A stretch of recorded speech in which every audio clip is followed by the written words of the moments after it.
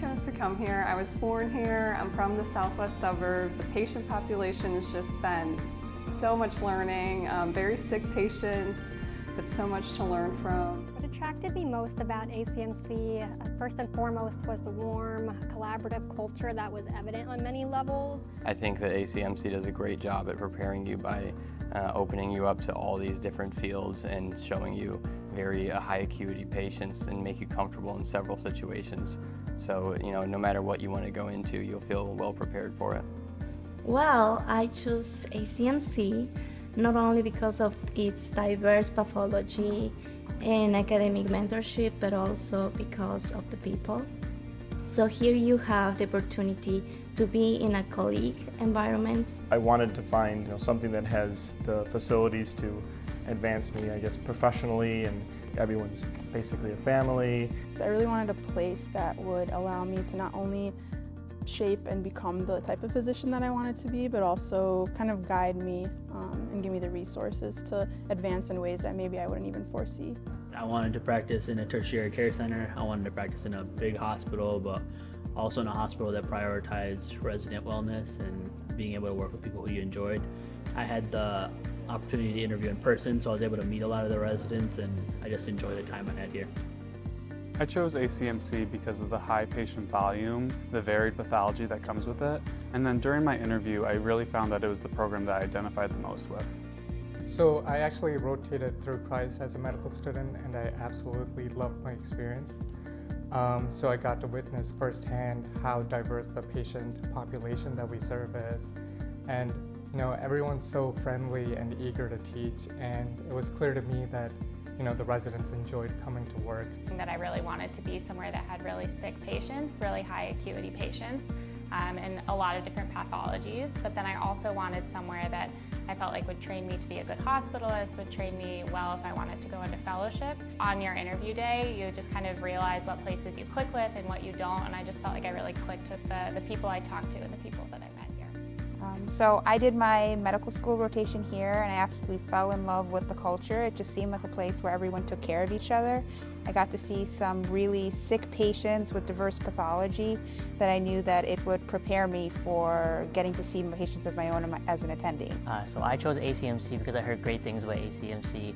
I heard that it's a great environment to work in, and being here for the past couple of months, I can definitely confirm that's the case. I chose ACMC because I wanted a big hospital with all the acute levels of pathology, and this center definitely has that. I wanted somewhere that has a proven track record with fellowship match because I'm interested in going to fellowship, and every year this program sends fellows to strong, reputable programs in all different specialties. I thought that was a very objective way of measuring the quality of a program. Also, during the recruitment season, videos like this and all the camaraderie and everything that was coming across in an electronic fashion, even with the year of COVID, really spoke volumes to me about the quality of the program and their preparation for recruitment and things like that. So I thought that said that the program kind of was very organized and efficient, and that impressed me. We get the opportunity to see a diverse set of pathology and patients every day, and so it's a really great place to learn, and I know it's going to prepare me for wherever I go after this.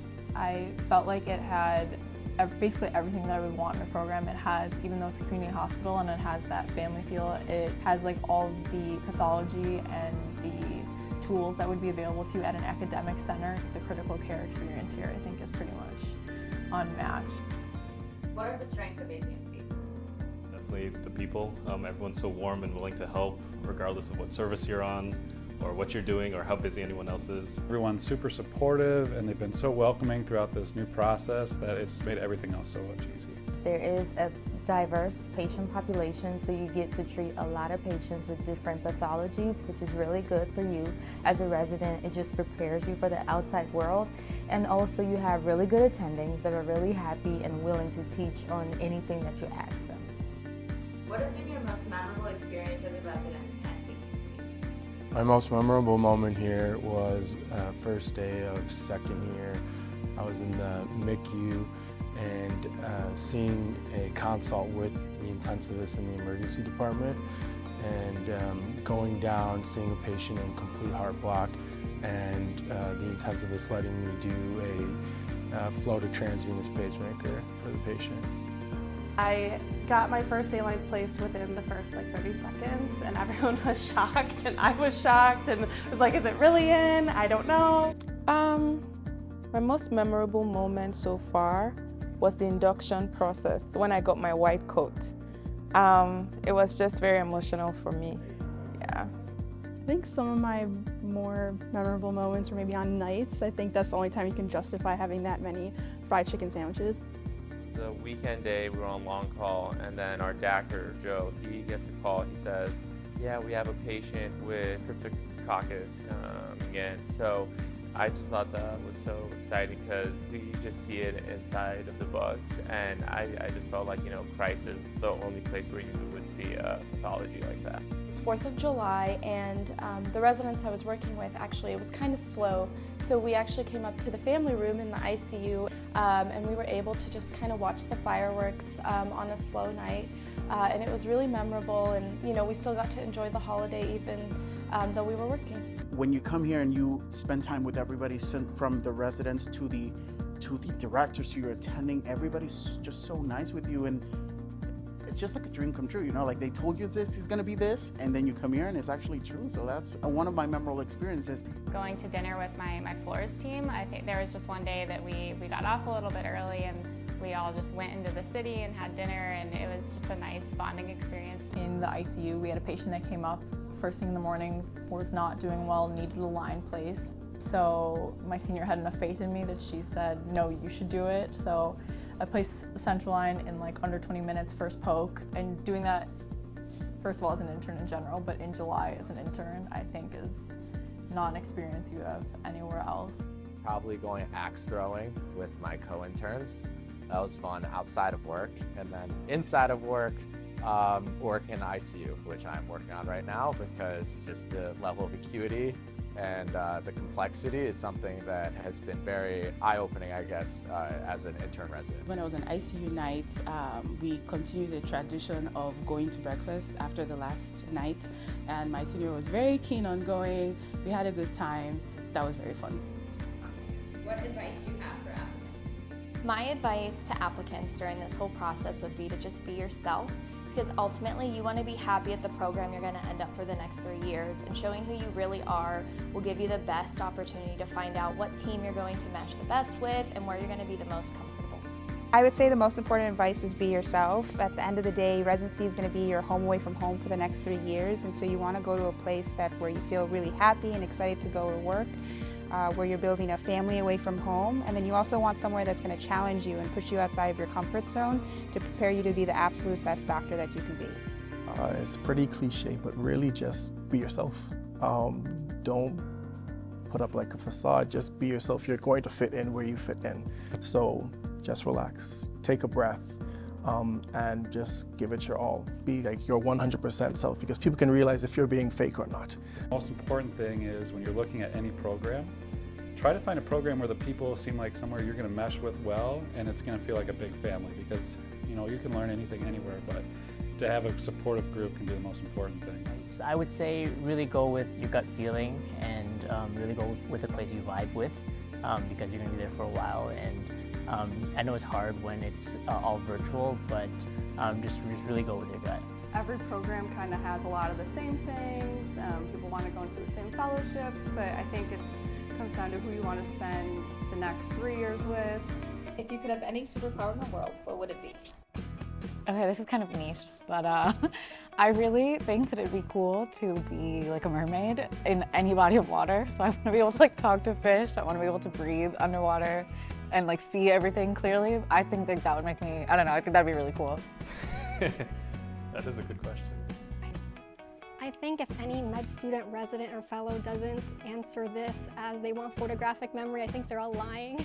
I think it would have to be X-ray vision, but I could be able to switch into CT mode or MRI mode just to really help cut down on time as well. I'd like to be able to fly, because I'd love to have that whole new perspective on the world. I love flying airplanes, and it'd be really great to be able to travel quickly, avoid traffic. I would want to fly, read minds, and also control, water and fire as well. I was thinking about, I don't know if this is a superpower, but just like clone myself, send a few to go see patients, send a few to write notes, and then reconvene in the evening. Time travel.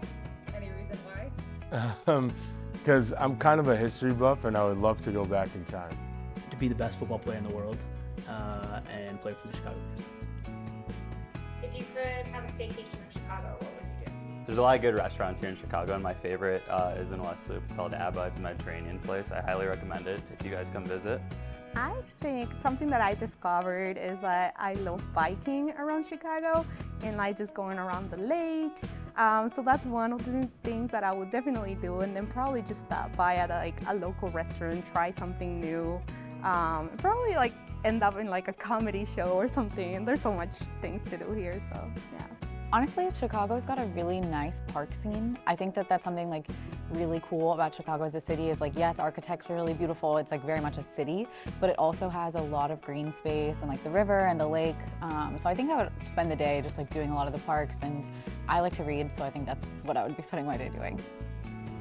If you had to have dinner with a famous person, dead or alive, who would it be and why? Kobe. It's gotta be Kobe. It would have to be Betty White because I just really enjoy her life experiences. She's very quick-witted and funny, and then also from interviews I've heard she has a more unique, dark sense of humor as well that she hides. Jay-Z, just because he's a business mogul. He would probably give me a lot of ideas on how to maneuver life outside of medicine and make money. Stephen Hawking. I got a lot of questions about the universe, so that'd be a good one. Be Aristotle, because he was monumental in influencing Western thought. Elon Musk. I mean, he's a genius. I just want to kind of talk to him and see how he thinks. I think I would choose Leonardo da Vinci. He obviously was such an inventor and invented so many things before his time. So I think it'd be cool to get like an insight into his mind and understand how his brain worked essentially and how he came up with so many cool ideas. Maybe test one of his experiments, you know, something like that. It's going to be Fela Kuti. He's unfortunately passed, but he was the pioneer of a genre of music called Afrobeat. He was also an activist for civil rights in Nigeria. He did, a lot of things, caused a lot of trouble, asked a lot of questions to the authorities, and yeah, he was very famous for that. Sidney Poitier. He's a pretty famous actor, also a Bahamian. He actually recently passed away, and mainly because I love his movies. My favorite movie from him is To Sir with Love, and so I really just want to sort of sit down and talk with him, see what his experiences were like, sort of get to know him. I think that'd be pretty cool. If you could be any condiment, what would you be and why? If I was any condiment, I'd have to be horseradish because it is a power player and it is underutilized and underappreciated. The condiment I would be definitely hot sauce. Everyone needs a little spice. Any condiment, ranch, hands down. There's no question about it. Ranch. Shoot, ranch, because it's the best. It's good on like everything. Probably pickles, just as they're my favorite, but that's it. I could not think of anything with that. Is pickles a condiment? I would say honey mustard. One, because it's like my favorite, but also like it's like the best of both worlds. Like I can be sweet, but like a little spicy as well. So yeah. Well, I think I will be honey because I like the sweets, and I feel like we need to support and comfort each other. So that would be that. I would say hot sauce. It goes on everything. I like to be spicy sometimes, but What would be the theme song to your life? Oh, every little thing she does is magic by the Police. I'm too classy for this world. So no one told you life was gonna be this way. My name is Roxy. I mean, my full name is Roxanne, so if I chose anything besides Roxanne, that would be, that just, nothing else would fit, so. Bohemian Rhapsody. The theme song to my life right now would be Killing Me Softly. That's pretty morbid. Well, yeah, I know that's... Oh, Diva by Beyonce. Oh, I love it! Perfect. I've been in a Hall & Oates kick lately, so we'll say making my dreams come true. I'll be jamming that every day.